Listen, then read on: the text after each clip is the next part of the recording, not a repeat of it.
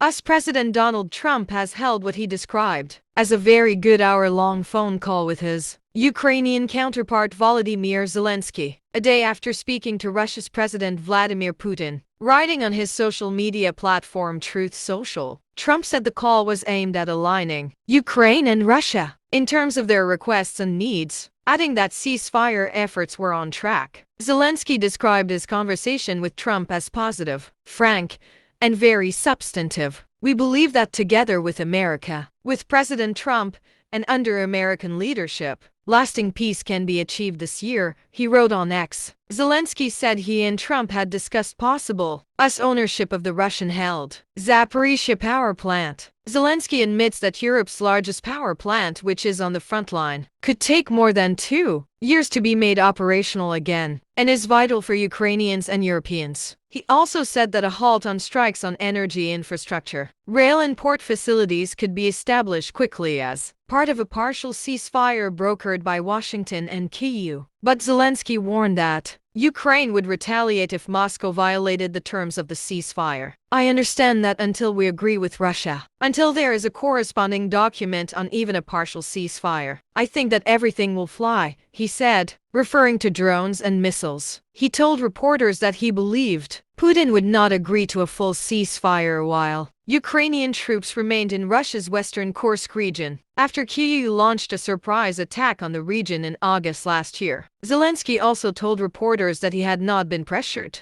by Trump to cave into demands from Moscow, saying, "There was none, and this is a fact. You know that I am an open person. If it was, I would have told you frankly." Both Zelensky and Putin have said they would agree to halt attacks on energy infrastructure. However, both have since accused each other of continued attacks. Trump said Wednesday's call with Zelensky lasted about an hour. Much of the discussion was based on the call made yesterday with President Putin in order to align both Russia and Ukraine in terms of their requests and needs, he wrote on Truth Social. Later, Secretary of State Marco Rubio issued a more detailed statement, saying that Trump had agreed to help Ukraine source additional air defense systems, particularly in Europe. The two leaders agreed to share information closely between their defense staffs as the battlefield situation evolved, he said. Technical teams would meet in Saudi Arabia in the coming days to discuss broadening the ceasefire to the Black Sea, Rubio added, saying they agreed that this could be the first step towards fully ending the war. Trump also raised the possibility of the US taking ownership of Ukraine's power plants, adding that it would be the best protection for Ukraine's energy infrastructure.